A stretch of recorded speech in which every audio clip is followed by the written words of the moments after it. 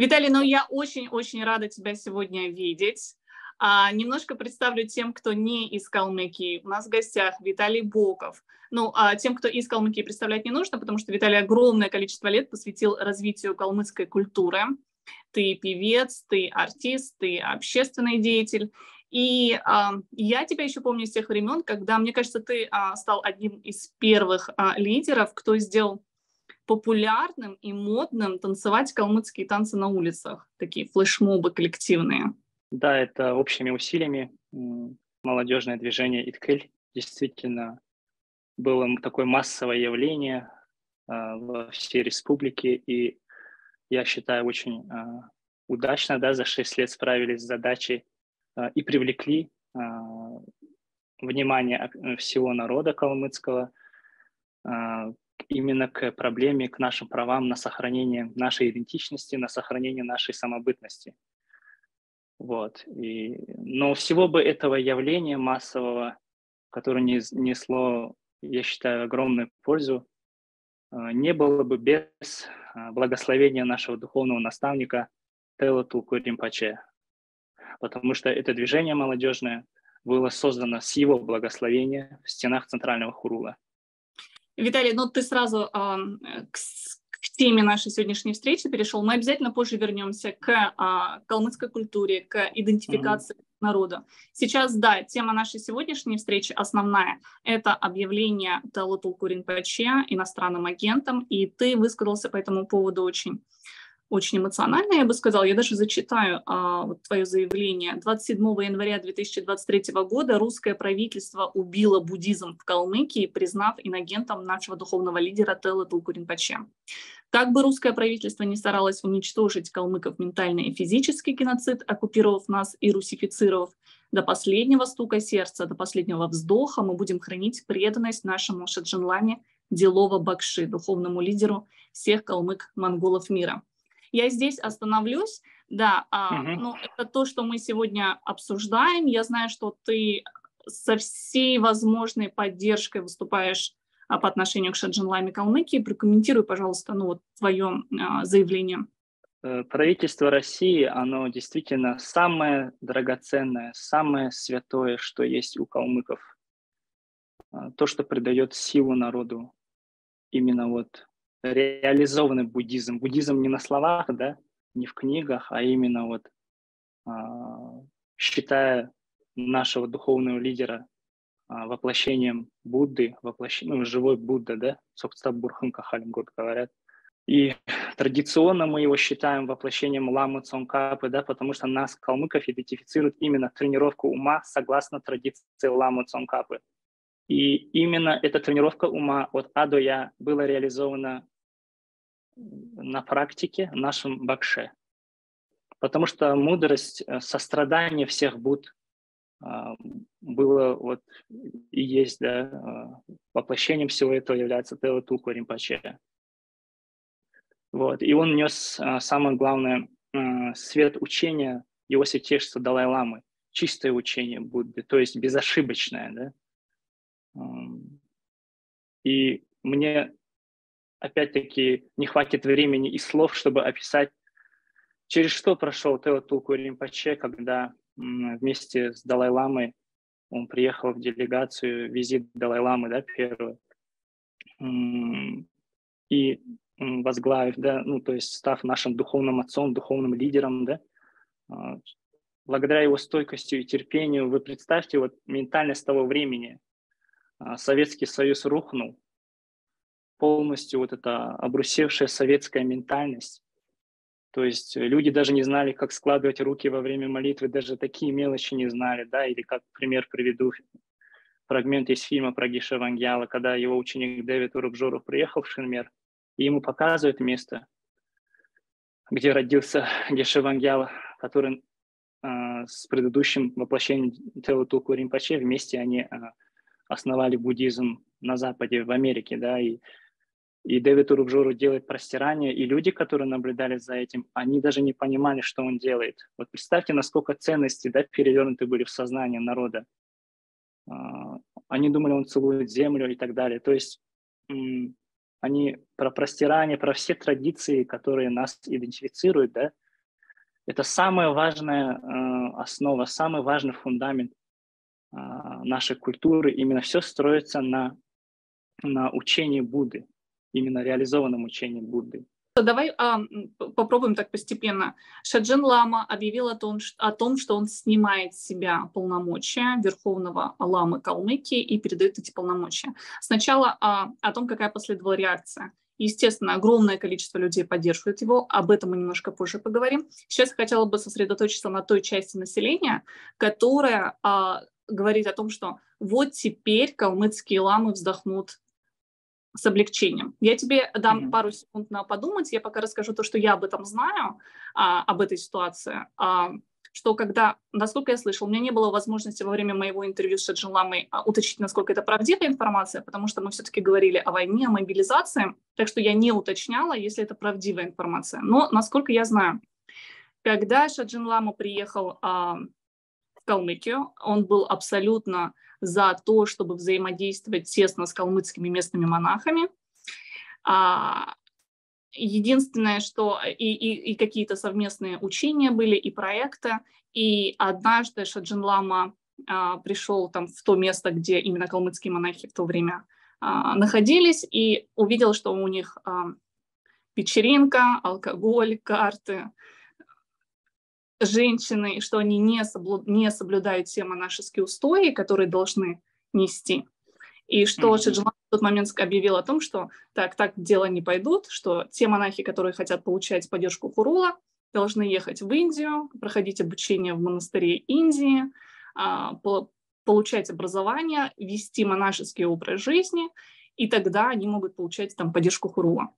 И что таким образом произошел, ну, я не скажу раскол, но такое вот непонимание какой-то части населения, почему те монахи, которые не прошли обучение в Индии, не получают там в полной степени поддержку Шаджен Ламы. Слышал ли ты что-то об этом? Можешь ли ты подтвердить или опровергнуть? Представьте, с какой глыбой, да, вот с советской ментальностью столкнулся Ринпоче, да, с каким противодействием вот, в виде советской ментальности. Советская ментальность имеется в виду антигибкость мышления, то есть полное отсутствие анализа, полное отсутствие свободы самовыражения мысли. Вот, и вот, допустим, приученное такое население, как десятилетиями, вот, что сверху власть сказала, да, вот, допустим, она на чашку говорит тарелка, да, и все без анализа говорят, это тарелка, хотя это чашка, да. Вот понимаете, вот, и поэтому все эти противодействия, вся эта советская ментальность в виде, в том числе, выражающаяся в форме чиновников, в форме ФСБ, со всеми многочисленными проектами их, вот этот калмыцкие якобы монахи, которые, да, вот нигде не учились нормально, да, и как бы не соблюдают самый главный кодекс Винаи, то есть 253 обета монахов в чистоте они не соблюдают. То есть кто эти монахи? Вот, например, я сам изучал буддизм, и я считаю себя монахом, да, то есть те, кто не прошли соответствующее обучение и не ведут вот то, что Далай-лама обучает. Да, потому что да, у нас исторически и традиционно все монгольские монахи, в том числе калмык-монголы, учились в университете Дрипун-Гаманг. Это признанный университет, который от самого ламы Цомкапа идет, который одобрен самим Далай-ламой, благословлен. Получается, что опять-таки еще раз скажу, что Ринпоче Ла нес именно чистое учение Будды, безошибочное, от самого Далай-ламы, понимаете? То есть соблюдается кодекс Винаи, то есть он по крупицам, благодаря его стойкости и терпению, вновь воссоздал монашескую общину. Как раз-таки реализованное учение Будды в виде монахов. Это очень тяжелое, очень, я не знаю, этот подвиг тяжело словами описать. Потому что монахи, они хранят ядро нашей культуры. И поэтому получается, что одним из основных проектов в ФСБ и вот всех этих людей, кто сотрудничал с властью и хотели контролировать, чтобы именно все слушались власть и так далее, никто свободно там, свобода и независимость, ну, вот эту государственность, да, какую-то, ну, я имею в виду вот эти все проекты, календарные споры, калмыцкие монахи, якобы там все это тибетское, не наше, деление на своих и чужих. То есть это все тибетское, это не наше. Затем также противодействие центральному хурулу и монашеской общине центрального хурулу и нашему духовному лидеру в плане, допустим, проекта. Эти проекты, они рождаются как грибы один за одним. Допустим, то, что вот согласно традиции Ламы Цонкапы, калмык должен принимать прибежище только в 3 драгоценностях, да, то есть в просветленных Буддах, его учений и монашеской санхи, которая реализовала это учение до уровня святости определенной, то есть 3 драгоценности. Да. А вот один из проектов был в одно время, вот Цаганава, это наш калмыцкий бурхын, они называли, хотя Цаганава, он не является просветленным Буддой, да, и это противоречит нашей традиции калмыцкой. Мы можем принимать иткыль, прибежище, присягать на верность и прибежище только просветленным существам, Буддам, правильно? А если все, не только Цаганава, но очень многие мирские божества, которые сами не освободились до конца от сансары, они сами не освободились, как они могут освобождать других, как они могут быть надежным прибежищем, да?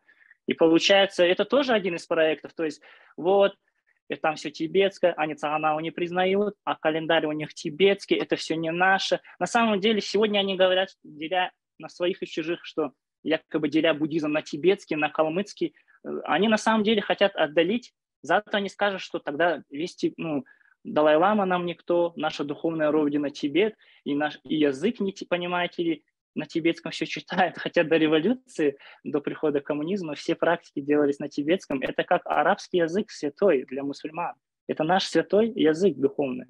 Даже я, знаете, не хочу обсуждать вот долго вот эти все проекты многочисленные, там, которые были направлены против нашего духовного лидера и против чистой монашеской общины, которая является очень большой гордостью, санха монашеская сейчас. Это, я не знаю, это такое чудо произошло, и всех монгольских народов, я не знаю, мало кто сравнится, даже ни в какое сравнение не идет с нашей монашеской санхой. И когда я сказал о том, что что сейчас начнут оппортунисты, все те, кто вот эти проекты создавал против нашего Тело Тулку Ринпоче, против чистой монашеской общины, настоящей санхи, вот, они начнут лоббировать, проталкивать, те, кто сотрудничает с властью, но одевает монашескую одежду. Понимаете, вот. Я имел в виду, что сейчас, да, конечно, мы, как калмыки, всегда защищали санху, как защитники учения Будды, и мы очень переживаем и молимся о них. Мне поступали сообщения, что вот, а ты что, не доверяешь монашеской санхе? Нет, как раз-таки наоборот, я молюсь и доверяю именно монахам Тело Тулку Ринпоче, именно той монашеской общине, которую он по крупицам создал, которая является стягом высокой нравственности. Благодаря тренировке ума и держанию обетов, вот это кодекс Виная, который от Будды идет, вот, они сохраняют ядро нашей культуры. И сейчас в такой ситуации мы все переживаем в первую очередь за нашу санху, все знаем мы Мутлу Геше, да, первый постсоветский Геше, и Йонтен Гилюнг, мы очень их уважаем, но мы сейчас очень за них молимся и переживаем, потому что как истинные духовные герои, они будут до конца пребывать со своим народом. Потому что не у всех есть возможность покинуть страну, где тебя ментально и физически уничтожают, да, и до последнего вздоха они будут именно со своим народом. Вот представьте, в каком тяжелом состоянии сейчас наша санха, монашеская община. Именно я имею в виду монахов Тело Тулку Ринпоче. Эти истинные духовные герои, они до последнего вздоха будут сохранять свет учения Далай-ламы и нашего Тело Тулку Ринпоче, нашего духовного отца, нашего духовного лидера, который, если бы мы были бы независимым государством, он был бы, как и Далай-лама, еще и мирским лидером. Понимаете, о чем я говорю? То есть светским лидером. Посмотри, ты в своем обращении назвал, что это русское правительство, кто убивает буддизм в Калмыкии. Ну вот мы сейчас говорим об истинном буддизме, о том буддизме, который несет Далай-лама. Да? И Тело Тулку Ринпоче, как представитель Далай-ламы в России, Монголии и странах СНГ, соответственно, несет буддизм Далай-ламы. Ты говоришь о том, что это делает русское правительство. Русское правительство или все-таки калмыцкое правительство в данный момент? Я скажу так. Я даже о калмыцком правительстве говорить и время тратить не хочу. По-калмыцки я их считаю мухлас, это рабы системы. Они ничего не решают. Все делают по команде Кремля и Москвы. Другой вопрос, посмотрите, как глумятся над нашими правами. Целую этноконфессиональную группу, да, вот настолько ничего святого нету в этом правительстве федеральном, то есть российском правительстве, что они без зазрения совести вообще просто вот у этноконфессиональной группы отобрали духовного лидера, назвав его иностранным агентом. Это эквивалент и аналог врага народа в советское время. То есть сегодня называют нашего духовного лидера врагом народа и иностранным агентом. Так завтра опять может Сибирь и Широклад повториться. Получается, если они так легко расправляются с этноконфессиональной группой в виде народа целого, геноцид культурный и экономический, в нищету десятилетиями нас загоняли. Это можно говорить бесконечно о наших правах. Это я уже, хоть ты и назвала меня вначале там общественным деятелем, но я как бы общественным деятелем стал, когда окончил университет, да, юридический факультет. И у нас я как юрист тогда сейчас скажу, не как общественный деятель. Хорошо.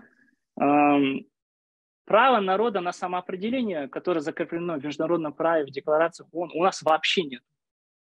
Республики, которые любят трясти, там, Родина наша, там, как приучили нас, да, наши хозяева, наши оккупанты, да, вот этот русский мир, когда к нам пришел, он приучил нас с детского садика, что Родина – это определенная земля. Хотя калмыки всегда считали свой народ, да, кочующий по всему миру, людей, а не земли. У нас нет никакой независимости, да, вот федерация же – это союз микрогосударств независимых, правильно? У нас никакой независимости нет, у нас никаких даже элементарных прав и свобод нет. У нас права нет на самоопределение народа, у нас права нет на сохранение своей самоидентификации, своей самобытности. Давай постепенно, потому что, да, тема очень большая, и мы можем прям совсем потеряться в ней. Давай постепенно. Шаджин Ламу объявляет иностранным агентом Телотулку Ринпоче. Он снимает с себя полномочия. Здесь мы видим, появляется какая-то группа людей, которые говорят, да, хорошо, надо поддерживать вообще калмыцкий хлам. Здесь твоя позиция, что Шаджин Лама Телотулку Ринпоче несет буддизм от Далай-ламы, тот самый чистый, настоящий буддизм. Монахи, которые отучились, работают в Хуруле, это те монахи, которые отучились в Индии в монастыре, получили соответствующее образование, которые соблюдают те монашеские обеты, которые необходимо соблюдать. И несут тот самый чистый буддизм. Что есть группа калмыцких монахов, которые мы не знаем, учились ли они где-то или не учились, какой именно буддизм они проповедуют, потому что огромное ответвление, да, большое количество буддизма. И, в принципе, какие идеи они несут. Правильно? Теперь, теперь вокруг Шаджин, одно из последствий того, что Шаджин Ламу объявили иностранным агентом, что огромное количество людей на самом деле сплотилось вокруг него. И да, как ты говоришь, что сделали какой-то свой внутренний выбор, что я поддерживаю Шаджин Ламу.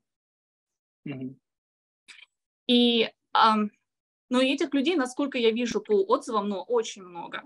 Практически все калмыки, кто за границей, они абсолютно признают, что мой лидер – это Шаджин Лама. Да, насколько, конечно. насколько ты тесно общаешься с калмыками за рубежом, и какую реакцию ты получаешь? Там слышишь, наблюдаешь? Калмыки за рубежом, да, мы общаемся на связи, и все очень взволнованы, все очень встревожены тем, что нету такой калмыцкой семьи ни за пределами, ни внутри России, которых не коснулась, я как говорил до этого, масштаб блага, да, деятельности, благой деятельности нашего духовного лидера. Нету. Все связаны кармически с нашим Бакше, каждый калмык. Понимаете? И я понимаю и разделяю, и молюсь за тех, кто внутри России, их беспокойство, тревоги. Потому что действительно и традиционно мы считаем его живым Буддой, да, нашего Телотулку Ринпоче. И фактически по-светски он действительно уже проявил, доказал своим 30-летним служением. И да, это за границей все калмыки очень встревожены, но у нас есть хотя бы возможность говорить вслух об этом, понимаете? Свобода слова есть, свобода самовыражения есть, свобода мысли есть. И мы говорим об этом, мы созваниваемся. Я понимаю, какой страх, ужас и угнетение сейчас происходит мы очень молимся за наших калмыков, за всех калмык-монголов внутри России, потому что в условиях геноцида, вот, в условиях того, что сейчас происходит, ну, как я говорил ранее, иностранный агент – это эквивалент врага народа в советское время. Понимаете, все история повторяется, и такая ситуация, что Теотулку Ринпоче, ему этот титул не нужен, я вам так скажу. Вот все это знают. Он не держится за все эти титулы, он уже Будда, понимаете? Этот титул нужен нам, народу, чтобы сохранять, да, вот направление, вектор, да, за кем идти, за каким лидером идти, да. И поэтому, хотя наш Ринпоче Ла, он понимает всю ситуацию и доверяя той монашеской санхе, общине, да, которую он по крупицам создал, передал ей полномочия, да. Мы все уважаем и знаем нашего Мутлагише, мы все уважаем нашего Йонтенге Люнга. Вот он им передал и сказал, что будет выборы, да, вот, нового Шаджин Ламы. То есть это он сделал из заботы, он не держится за эти. Он, понимая реалии, что происходит, как будет тяжело сохранять нашу культуру уже в таких условиях, какие мы сейчас пребываем внутри России, да, вот люди. Вот он из нежной заботы о своем народе, вот он передал эти полномочия. И никто не сомневается в Санхе, мы молимся за них, за Юнтенге Люнга и за Гишем Мутла. Но когда вот опять-таки, если заранее все на 30, на 20 лет вперед смотреть, да, учение и свет учения Далай-ламы и нашего Теотулку Ринпоче, она будет все равно угасать, потому что эта власть, у нее ничего святого нету. Здесь законы делаются всего за 2 дня, да. Здесь легко можно вот так вот целые этноконфессиональные группы народа целого, лидера назвать иностранным агентом. Получается, свет будет угасать. Как бы мне самому грустно не было об этом думать. Свет внутри России, учение Будды, он будет постепенно угасать. Если духовного лидера назвали иностранным агентом, завтра могут еще кого-нибудь назвать, правильно? Кто этот цвет учения несет. Ты думаешь, что ситуация в России будет, ну, вот такой, какая она сейчас, 20 лет? Я почему-то думаю, что в России будут перемены, ну, и большие перемены. Ну, я отношусь к той категории людей, которые не верят в перемены именно в России внутри, потому что, ну, понимаете, та власть и то правительство, это же тоже результат действий или же бездействия, да, как бы Людей? людей, да, состояние ума людей, как зеркало, оно отражается. И если внутреннего состояния ума не меняется, то есть обесчеловеченной властью десятилетиями, допустим, градус насилия сильный с телевизора, со всех вот этих пропагандистских штучек, градус деления мира на своих и чужих высокий, ксенофобии, ненависти, там, ну, внутри России я всегда был и есть, какой бы там ни старался, чуркой, да, вот, и мои дети будут чурками, вот, и надо быть реалистами. Надо быть реалистами и понимать, что, конечно, хочется из привязанности и держась, то, как вот нас вдавливали с детского садика, вот, твоя родина – это только одна земля, да, там, а сами при этом все недра забирают и так далее. Ну, как бы у нас уже республика только на бумаге существует. Все. У нас уже отобрали и оккупировали давно нашу родину. У нас отобрали все. И даже сейчас отбирают самое святое, на чем вот последнем, вот самое вот, я не знаю, фундамент просто берут и отбирают у нас самое святое, это нашего Ринпоче. И поэтому я не верю в перемены в России. Это нужно... Вот представьте, я же вам приводил пример, как Ринпоче Ла за 30 лет, как ему тяжело было менять ментальность людей. Советская ментальность такая, обрусевшая полностью. Опять-таки, обрусевшая, я вкладываю туда СДИ народ. Да, я не говорю о великой русской культуре, не насилия Толстого и Достоевского. Мы все любим русскую культуру. Но сторонников, кто практикует эту русскую культуру прекрасную, я считаю, не насилие Толстого, их вообще очень мало. И это меньшинство, оно уже уехало, когда война началась. Я думаю, что надо реально смотреть на факты. Калмыков 0,001%, даже не 1%, 0,001% от всего населения. И мы зависим от русского большинства, понимаете? И поэтому я всегда везде призывал не практиковать ненависть и злость на большинство, что они вот, то, что, наоборот, сострадать им, что они жертвы пропаганды. Сострадать и понимать, но при этом не бездействовать, а уезжать из страны, где большинство создает все так, что уничтожается твоя идентификация, твоя культура, тебя загоняет в нищету, из-за которой ты идешь там на ужасные вещи, да, как Будда Шакьямуни говорил, мать многих пороков – это нищета. Меценатство без предпринимательской культуры, без избавления от нищеты мы не сможем сохраниться как народ, мы не сможем спонсировать возрождение своей культуры. Но первое, конечно, прежде чем развиваться, ну, как бы, да, в плане, я имею в виду, финансовом и духовном, и материальном, да, первое, надо уехать, ну, мой взгляд такой на это, может, это мое мнение, надо уехать из страны, где тебя ментально и физически уничтожают. Хорошо, то, что я знаю про тебя, поправляй меня, если я не права, и мы, ну, немножко поговорим на эту тему, что делать. То, что я знаю, в 2016 году ты уехал, ты живешь в Америке, у тебя сейчас 5 детей. В прошлом году ты перевез 6 своих членов семьи из России в Америку. Твоя супруга красавица и молодец, вы в Калифорнии, новый дом, новая машина, новая жизнь, и все хорошо. Предпринимательская деятельность. Супер, что, ну, у тебя есть столько энергии, столько поддержки, столько силы, это здорово. Не у всех калмыков есть столько энергии, веры в себя. Я не знаю, что требуется для этого. Наверное, всего понемножку, да. Не все могут уехать. Я знаю, что ты, да, очень поддерживаешь идею, как ты это называешь, коллективной откачевки? Да.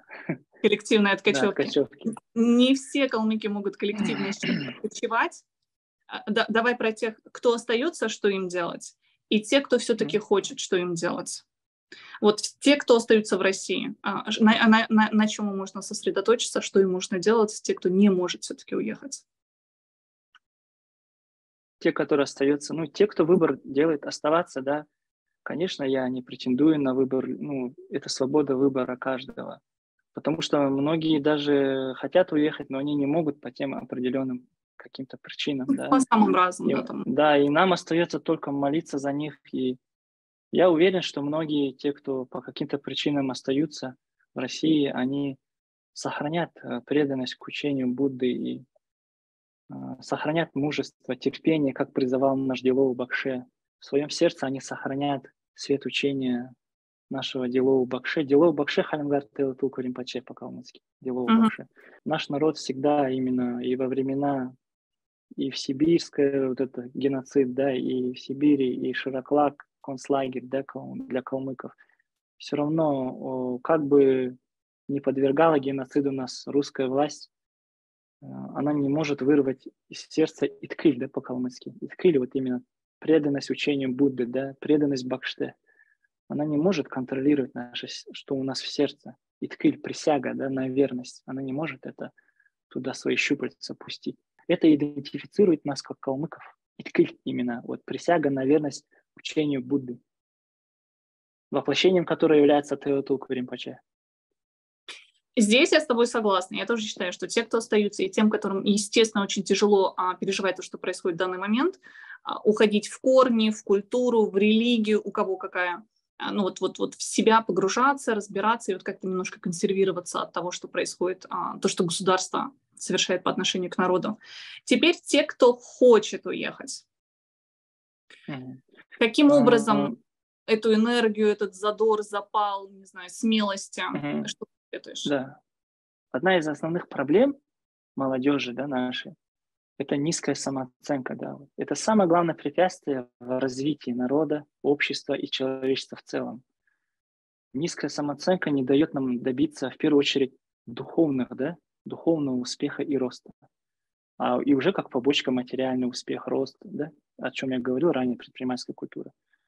И на своем опыте мы с супругой Алтан Герел, мою супругу зовут, мы вот, тренируя ум, согласно наставлениям Дилоу Бакши, мы прочитали очень много книг, и в том числе бизнес-книг. Там, ну, мы считаем, ну, именно для нас, вот, как и для многих моих друзей, кто хранит в сердце традиции буддийские, тренировки ума, ну, для нас вот именно в нашей культуре, я советую опереться на нашу калмыцкую культуру в виде науки об уме, именно учением Будды, которые в ней даже есть такие упражнения, которые тренируют решительность, веру в себя, да, которые тренируют стойкость, мужество, ну, вот эти все качества.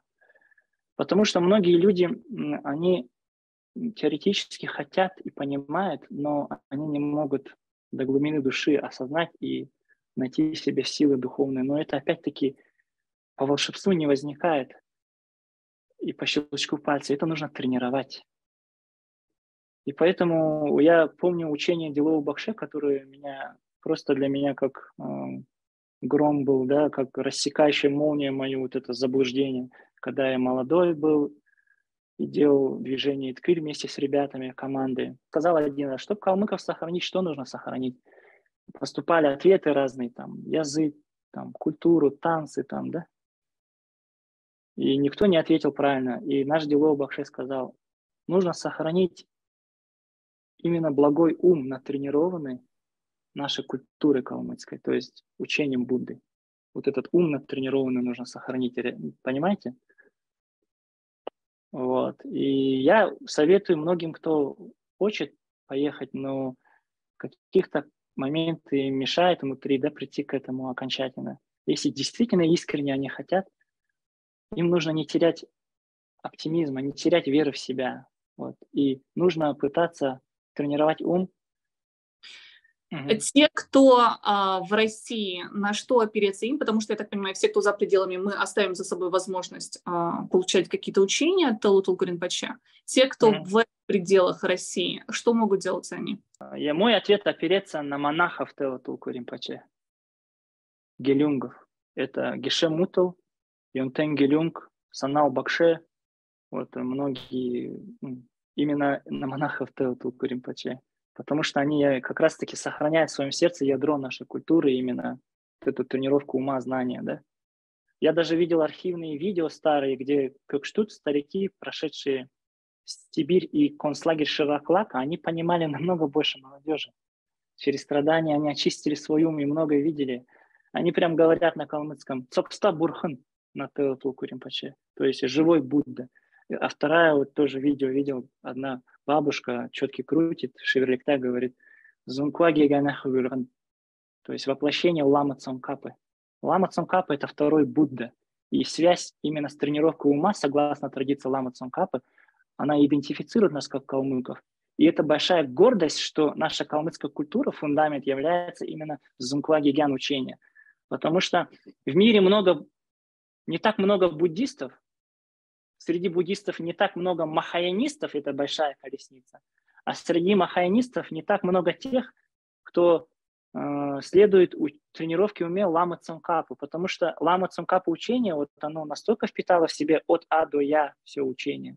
То есть это редкая гордость, это редкое везение, и это редкое богатство нашей калмыцкой культуры, быть приверженцем и родиться в этой культуре. Да? Ну, я считаю, для того, чтобы сохранить эту культуру в сердце, где бы Бакше ни находился, я призываю и буду призывать покинуть страну, где это все уничтожается. Понимаете, через нищету, через экономический геноцид. Потому что нищета многие десятилетия, она, калмыки, молодежь уже ни о чем духовном, ни о чем не задумались, ни о своих правах. Они как, представляете, самое закредитованное общество в России, калмыки. Они думали только о таких вещах, по пирамиде потребностей Маслоу, да, психологии. Да. Хорошо, скажи, как юрист, является ли объявление иностранным агентом духовного лидера калмыков, является ли поводом для просьбы о политическом убежище буддистам-калмыкам? И, несомненно, является поводом для... одним из поводов, я бы написал просто в том числе, да, потому что калмыки просто из-за зомбирования, из-за пропаганды, мы не знаем свои права, понимаете? Вот даже с человеком тяжело общаться, который нигде не путешествовал, правильно? Он даже не подвергал сомнению свое восприятие. Вот он думает, что вот как он живет, весь мир так живет. То же самое тяжело общаться с человеком, который никогда вкуса свободы не ощущал, вкуса прав не ощущал на самовыражение и так далее. Поэтому, как юрист, да, у калмыков очень много есть оснований. Мы этническое, мы религиозное меньшинство, нашего духовного отца и лидера всей нации объявили иностранным агентом, да? Ну ничего святого уже нет, все. Это фашистское государство. И если не признавать эту правду, если не, ну это как не признавать болезнь, да, даже не знаешь лекарства, от чего пить, понимаете? Когда человек самообманывается, ну вот он не признает болезнь, да? Ему говоришь, у нас республики нету, она только на бумаге, там все контролирует русское правительство. Он все равно нет, ну как с детского сада говорили, твой дом это вот именно эта земля, там родился, где пригодился. Так это все советская пропаганда, в которую в том числе входит какая пропаганда? Все, кто уезжает за границу, они работают как чернорабочие, не могут достичь успеха. Да, они там, ну это все пропаганда, понимаете? Лишь бы закрепить как крепостных людей, как рабов на одной территории, сосать с них налоги, загонять их в нищету, чтобы они ни о чем духовном не задумывались, ни о каком сохранении самоидентификации, ни о каком отстаивании своих прав. Просто человек закредитованный, как загнанный зверь, бежит весь такой, понимаете?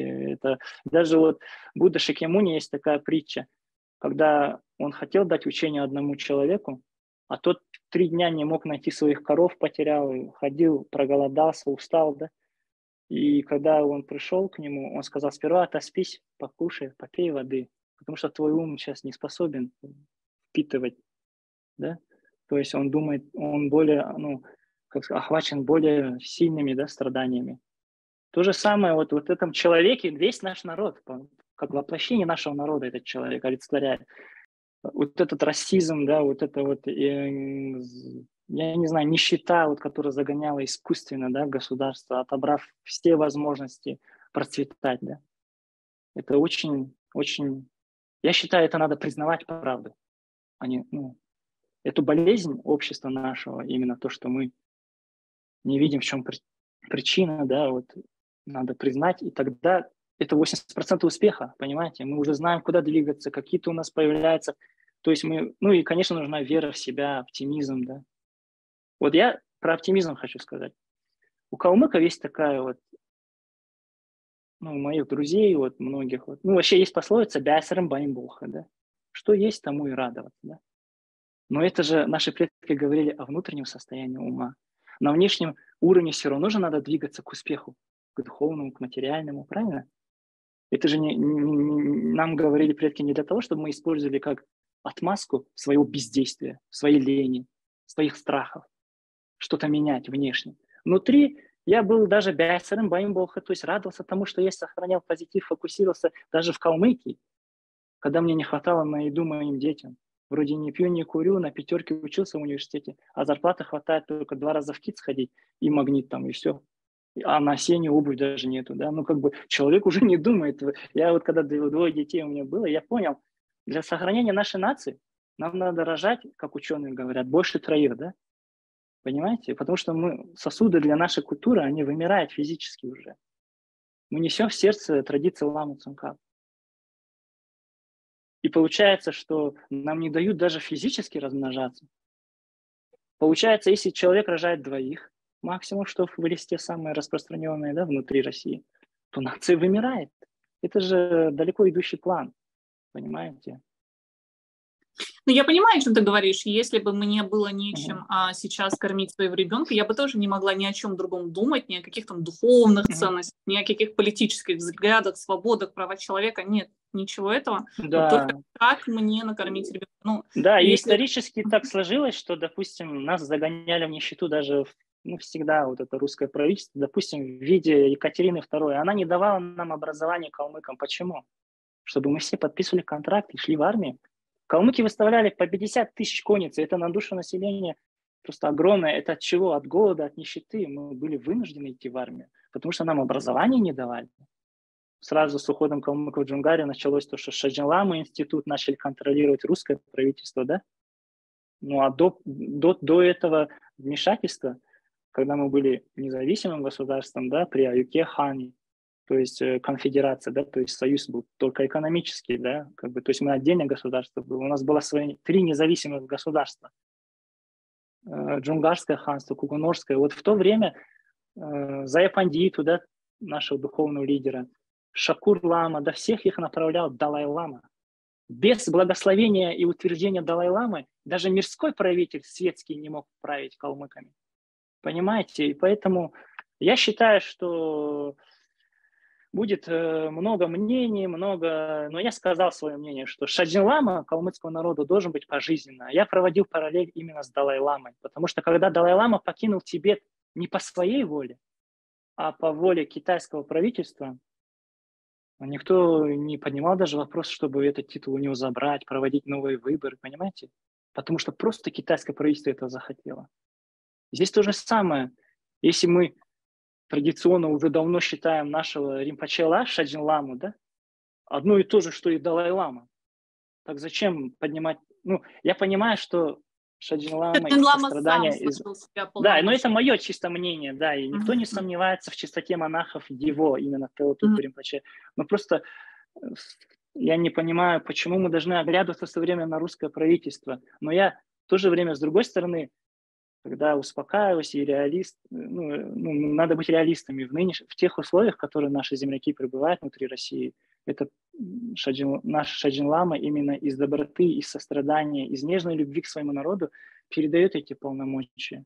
Хотя в идеале должно быть так, как я сказал до этого. Только Далай-лама может назначать или же снимать. Но в этих реалиях то, что сейчас... мы очень молимся за наших земляков.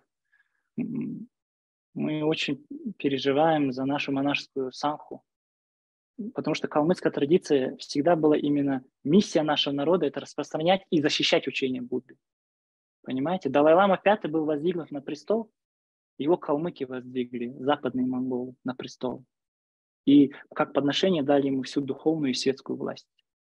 И это наша традиция калмыков, поэтому так много мне звонят ребят, кто за границей, и переживает за наших монахов. Это драгоценность, это как лотос распустившийся, понимаете, среди тины, да, это как, я не знаю, это, я очень молю, мы молимся вот мы с моими друзьями каждый день за долгую жизнь Теотуку Ринпоче и его монахов.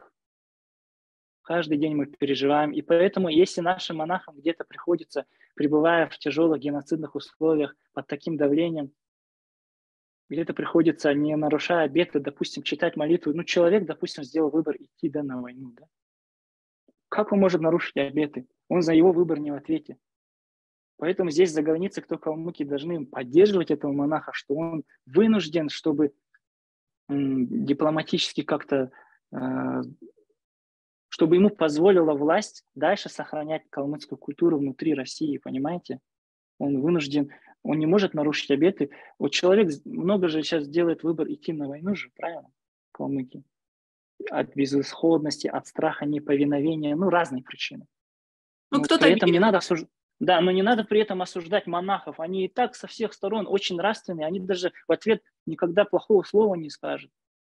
Не надо вытирать ноги от самой драгоценной, что у нас есть. Это самое драгоценное. Сейчас Ринпоче тем более покинул Россию. Я прошу и просто быть калмыками, да, защищать учение Будды и защищать монашескую санху, которая реализовала в себе учение Будды. Потому что на словах учение Будды – это прекрасно. Тексты, книжки, которые выпускал опять-таки наш Ринпоче, ступы, столько хурулов – это все прекрасно. Но без монахов, которые внутри в сердце это реализовали на практике, это все очень ненадежно, очень недолго, понимаете. Самое-то главное реализованное учение Будды. И поэтому я очень молюсь за долголетие и безопасность и наших монахов. И я прошу всех моих друзей, всех земляков поддерживать санху монашескую в таких тяжелейших условиях. Геше Мутла и Юнтенги Люнга и всех-всех монахов. Анджаги Люнг, имена уже они в народе известны. Монахи нашего Теотуку Ринпоче. И мы должны тоже отделять, как Далай-лама говорил, поддавайте все сомнению, анализируйте, не верьте слепо даже моим словам, сперва анализируйте, правильно? Как ювелир, вот он золото хорошо трет, там, проверяет, да, или там мы в одежду, когда выбираем себе, мы смотрим, какой размер, идет, не идет. Мы тоже должны, как ученые, как исследователи, проверять каждого, кто одел монашескую одежду. Это наше право спрашивать, где он учился. Какие он обеты держит? По-калмыцки санвыр, да? То есть гелиум, гецул, у них набор обетов разный. То есть мы должны сейчас раскрыть в себе всю ту мудрость и природу Будды, которая изначально у нас заложена. У калмыков, у каждого и у всех живых существ все равно изначально сострадательная, добрая природа. Да? У калмыков, в частности, бурхан дотран бяна, да, как говорят наши учителя. Просто надо раскрыть все. И вот эту мудрость, анализ, и все будет. И тогда, почему я говорю об анализе, о предании, сомнению, будут появляться люди, которые будут лоббировать и пропихивать нам на пост Шаджин Ламы, да, человека, который сотрудничает с властью. Вот и все. И как только это произойдет, это я уже не знаю. Грустно об этом думать, говорить.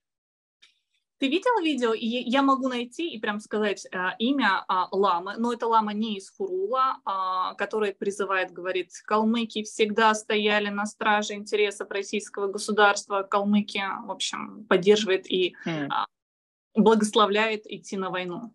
Ты видел это видео? Я не видел, я видел другое видео. Традиционная Сангха России возглавляет Аюшеев, да, где он активно топит за войну, и у меня просто нет слов, да, как бы. Вот мы сразу разделяем. Буддизм, насилие, не насилие, да, а напротив насилия, ахимса и каруна, сострадание, да. Поэтому это гордость нашего народа, Теотулку Ринпоче. Он сохранил преданность, святость, чистоту и искренность следования наставлениям Далай-ламы. Понимаете?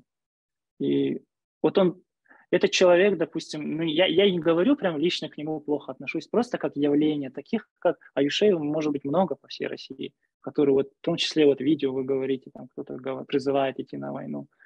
Но они не являются буддийскими учителями, они с буддизмом вообще никак не связаны, они все сотрудничают с властью. Они, давя на кнопки вот эти вот, просто манипулируют умами людей. Я считаю, ничего общего с буддизмом у них нету. Вот этот Аюшеев, он говорил неоднократно в интервью, что, по его мнению, даже Медведева, Путина, да, это понятно. Медведева даже воплощением Будды белой тары называл. Ну, как это вот, божества там все сидят там? Эти все ФСБ со всем этим правительством. Я вообще... А Далай-лама нам никто, вот он тибетец, а мы монголы. Вот это наделение на своих и чужих даже в религии работает, не только по телевизору, когда хотят оправдать насилие в Украине. Вот они украинцы, а мы там русские, там Россия. Там. Это все деление на своих и чужих. Надо помнить о главном наставлении нашего Далай-бакше и нашего Дилоу-бакше, что единство всего человечества, что мы одна семья, и каждое живое существо хочет счастья. Каждое имеет право на это счастье. И каждое живое существо, оно не хочет страдать, как и ты. Оно не хочет боль испытывать. Оно не хочет, чтобы на него ракеты, на его детей падали. Понимаете? А если вот так сидеть, говорить там формально и лицемерно я буддист, и при этом радоваться насилию, да, то и даже бездействовать, да, как я говорил ранее, если ты бездействуешь, когда вокруг насилие творится, ты тоже становишься насильником. То есть, то не надо, я думаю, потом удивляться, что уже насилие стучится тебе домой, да, приходит в виде, сами понимаете, да, в каком государстве сейчас фашистском, да, вот сегодня нашего духовного лидера называют врагом народа и иностранным агентом, завтра могут, как и Сибирь оправдывали геноцид, всех народов врагами, всех иностранными агентами называешь, правильно? Но я все равно думаю, что вот как Теотулку Ринпоче сказал в своем зярлик, да, по-калмыцки, свое наставление, что сохранять терпение, сохранять мужество и стойкость, и самое главное, сохранять преданность учению Будды, Далай-ламе и Дилоу-бакше, и правда восторжествует. Тем, кто призывает все-таки на войну, использует религию как манипуляцию, вот что отвечать? Например, мой внутренний ответ, идите вы. Сейчас берут всех волонтерами, правильно, и чиновники могут пойти, и могут священнослужители пойти. То есть каждый, кто призывает людей идти на войну, вот пускай сам снимает все полномочия, идет на войну. Как ты внутренне себе отвечаешь вот на подобные призывы? Когда манипулируют там верой или историей, да. Там родина, мать. Опять-таки скажу, все мои слова я стараюсь с состраданием доносить, да, вот сейчас, с пониманием, что они жертвы пропаганды, жертвы того, что на чаше весов вместо человеческих ценностей они ставят свою зарплату или кредиты, ну, у всех свои причины так себя вести, да, как бы они не сами же по себе, это же вот сколько пропаганды, это жертвы пропаганды, зомбирования именно, вот это градуса насилия, ненависти, да, воспитания, где культ насилия, да, культ глумления сильных над слабыми, да, вот то, что с нашими правами делают. Они глумятся над нашими правами, они глумятся над нашим народом, которых 0,001%, понимаете? Вот, и поэтому как моя внутренняя реакция? Сострадание внутри, любовь и молиться даже за них, даже за русское большинство, которое оправдывает войну, радуется, патриотический экстаз впадает, да, и среди калмыков тоже подвергаются многие этой пропаганде. Вот. Но при этом внутри это все сострадать, не питать ненависть, злобу, гнев, это все внутри. Все, как учил нас Теотуку Ринпоче. Но на внешнем уровне нам надо двигаться, что-то менять, понимаете, чтобы сохраниться и выжить как народ. Хотя бы, ладно, за весь народ не надо там, ты хотя бы за свою семью, микрогосударство, ячейка этого народа. Ну, перевези, ну, что-то надо делать, короче, я не знаю. Каждый делает выбор что, но я сделал свой выбор еще в 2016 году, когда меня арестовывали, когда меня судили, когда вот, ну, как я сейчас расцениваю, была прелюдия всего того, что сейчас происходит, да, как бы.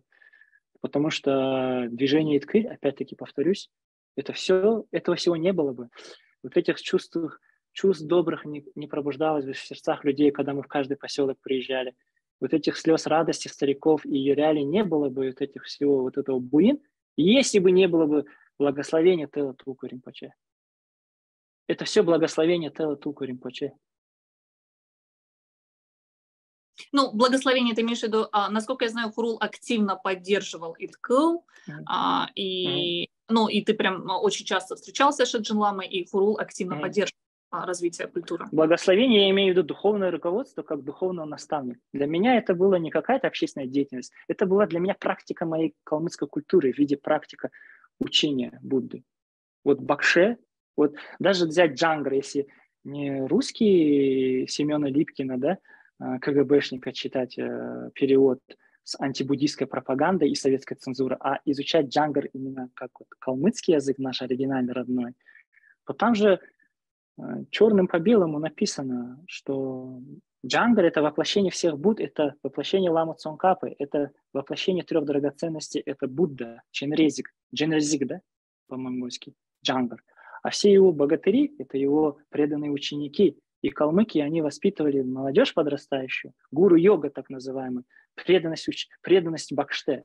То есть присягаешь на веру своему Бакше как воплощению 3 драгоценностей.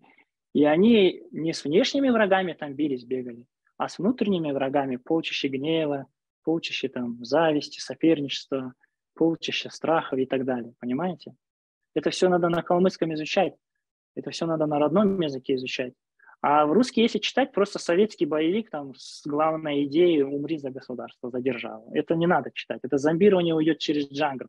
Можно прочитать все книги по буддизму, но сердце и ум так и не поменяется без Бакше. Почему? Потому что Бакше, он реализовал в себе на практике все то, что написано в книгах. Это даже в мирских делах, но ты же не будешь там, кто-то корзины собирает, учиться у человека, который корзину никогда в руках не держал, или там, я не знаю, допустим, учиться сантехнике у человека, который никогда сантехникой даже не занимался, правильно? Здесь то же самое. В калмыцкой культуре, даже вот взять наш Ламрим как Библия для калмыков, основная книга, 1 глава идет преданность учителю. Потому что без благословения и преданности Бакше, и преданности учителю, которую тоже надо тренировать, и она основана не на слепой вере, а на логических, систематических знаниях, как в математике там все есть, тренировку. Без благословения Бакше, сколько книг не прочитай, как бы лицемерно, формально не пытайся тренировать ум, не будет сдвига. Ты будешь как слепой котенок, ты будешь блуждать без мастера, который реализовал. Поэтому Далай-лама и наш Дилоу Бакше, духовный отец Шаджин Лама, да, это для нашей культуры это основной ключевой фактор. Потому что по книжкам мы не можем учиться сами там такими, знаешь, гордые сидим, такие прям, сейчас все сам овладею. Нет, нужно рядом Бакше, который все это реализовал. и бакши непростой, а который в Монголии, в предыдущие перерождения, да, и эти перерождения, да, вот это нынешнее перерождение мы считаем живым Буддой. В Монголии его считают не только Тилопой, да, одним из самых махасидх, самых за всю историю выдающихся ученых, да, именно мастеров тренировки ума. Его еще считают Миларепой. Ну, эти имена надо знать, это наша калмыцкая культура. Его считают воплощением 17 пандит Наланды учения. Все, как я в песне пою, его считают воплощением Дорджеджо 2, Алмазной сутры. Его считают воплощением Алтан Герел. Ну, опять-таки, в конце хочу сказать, что это не значит, что надо впадать в зависимость от бакши, вот как сектанты, да. Бакши, он помогает лишь раскрыть внутреннего нашего бакши. То есть внешний бакши, он помогает раскрыть бурхан. Бурхан у нас в сердце есть. И через тренировку ума мы раскрываем изначальную мудрость, изначальную бесстрашие, решительность. Изначально все в нас заложено. В том-то калмыцкая культура чем прекрасна. Она говорит нам какую истину, правду, что все качества самые лучшие, которые нужны для духовного богатства и успеха, и материального, оно уже заложено в нас. Но без бакши мы не сможем это пробудить, внутреннего бакши. То есть Будда у нас есть, просто надо его раскрыть. Каждый уже Будда, просто надо раскрыть. Виталий, быстрое такое коротенькое уточнение. Твоя Эйджи переехала, правильно, в Америку? Как она адаптирует? Да. Ну, моя Эйджи вообще, она так За счастлива, 80 во-первых. женщин, да? Да, она так счастлива вообще, мы с Алтан Герел сняли ей жилье, Эмбакадера, это элитный район, да, вот Сома, да, элитный район Сан-Франциско, она живет там с моей мамой, с видом на небоскребы, как на Манхэттене. Она недавно лежала просто в центре, таком госпитале для профилактики, и она была удивлена, какой уровень медицины, какой уровень отношений людей к старым людям. То есть ей государство дало просто все. Я не говорю, что это идеальное государство, где я живу, везде есть проблемы, но эти проблемы ни в какое сравнение не идут с Россией. Там вообще бахилы все покупать, стариков просто не смотрят. Ну, я же помню, как я с Эджей по поликлиникам ходил. Без связи ты вообще там, хоть умирать будешь, там никто к тебе не подойдет, без денег, да. Именно она мне передала те первые, вот эту от сердца к сердцу, да, вот через Сибирь все эти тяготы она прошла, она передала именно знания по учению Будды, нашу культуру передала. Она научила меня делать простирание, она научила зажигать мне зул, масляные лампадки. Она говорила очень много с детства мне техник, как преодолевать, как тренировать мужество, стойкость, как при любых обстоятельствах концентрироваться на позитиве, как, допустим, даже благодаря ее наставлениям, допустим, из 100 слов, если когда я приехал, я английский сейчас я хорошо знаю уже, да, очень, в бизнесе, и до этого я работал проект-менеджером, да, в IT-компании. Она, прекрасно все. Но почему я это овладел всем этим? Хотя я приехал, я не знал. Из 100 слов, если я хоть одно понимал, я уже радовался и как подбадрил себя, потому что, как она говорила, «Макталуга батруга», то есть она мне говорила, то есть если ты не будешь себя хвалить за мелкие победы, а огорчаться из-за 99 непонятых слов, ты просто будешь самоудручаться, как бы. И она говорила такую фразу всегда мне: «Золун кугагар, джиргальбядым бише». То есть без трудностей не бывает счастья. То есть чтобы счастье заслужить, это как в спорте. Чтобы стать чемпионом, ты должен брать боль на тренировках, правильно, на тело. То же самое она мне говорила с умом. Если ты будешь искать комфорт, избегать трудностей, твой ум не прокачается, не закалится ментальность, и ты будешь всегда такой.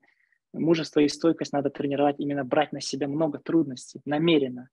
Чем больше трудностей, и в спорте то же самое, даже в борьбе в калмыцкой. Чем сильнее спарринг-партнер, тем быстрее ты в мастерстве растешь. Во-первых, низкий-низкий поклон твоей Эйджи, потому что такой пример, да, калмыцкой женщины, какой положительный пример, такой сильной женщины пример, что не побояться, несмотря на возраст, разницу культур, разницу языка, просто взять и не побояться, а прям низкий поклон. Если будет наш смотреть, поклон. Мой последний вопрос, наверное, касается того, что для тебя послужило, я не знаю, примером, выводом из этой ситуации, которая сложилась, что Шаджин Лама откровенно и искренне высказал свою позицию, и за это он был, получается, наказан российской властью. Чтобы тебе немножко время подумать, я еще скажу, что для меня это значило. Я думаю, что есть, но я буду говорить не в буддийской терминологии, а скорее даже, наверное, терминологии Библии, что есть 3 вида жертв, жертвоприношений. Первое, когда мы проецируем все зло на кого-то и приносим жертву козла отпущения. Вот они все плохие, его принесем в жертву. Второе – это жертва, когда мы приносим в жертву брата или друга, что как будто бы, да, он вроде бы и неплохой, он не виноват, но вот ситуация сложилась таким образом, что вот нам придется принести в жертву этого человека. И третий пример жертвоприношения, когда человек приносит жертву себя. И здесь яркий пример Христос, когда он взял и сам принес себе жертву. Шаджин Лама, он мог не высказываться, он мог ничего не говорить, он мог отказаться от интервью, он мог не поднимать сложные вопросы.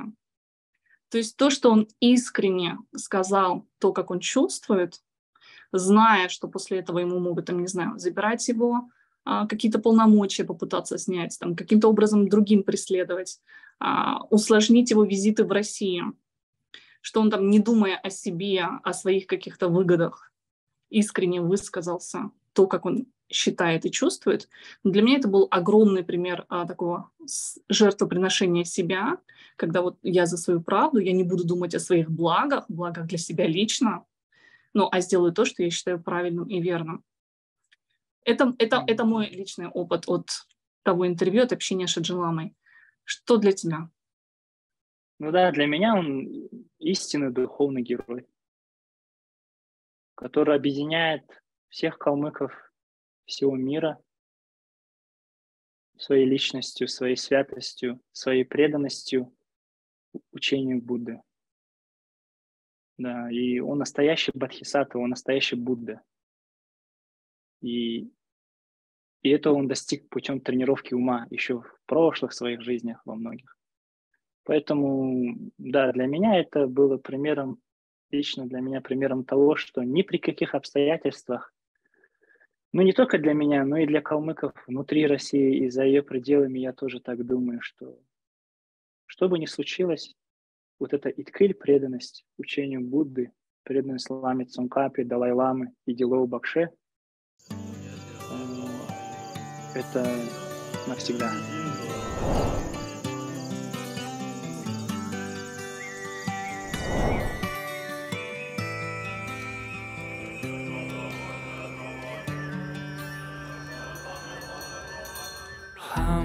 Бурхтың хүвелген эцкізің куәгеген Ezin bogda jangır bakşı Cindmen hüvelgen Arvın dolan panditn om Altın geri dorje jodva Hamginit kil dalaylamın şeve Halmık mongol Шаджин Лама Дилова Бурхан Дилова Бакше Дилова Римпаче Иткил Маназиркінде Дилова Бурхан Дилова Бакше Дилова Римпаче Уте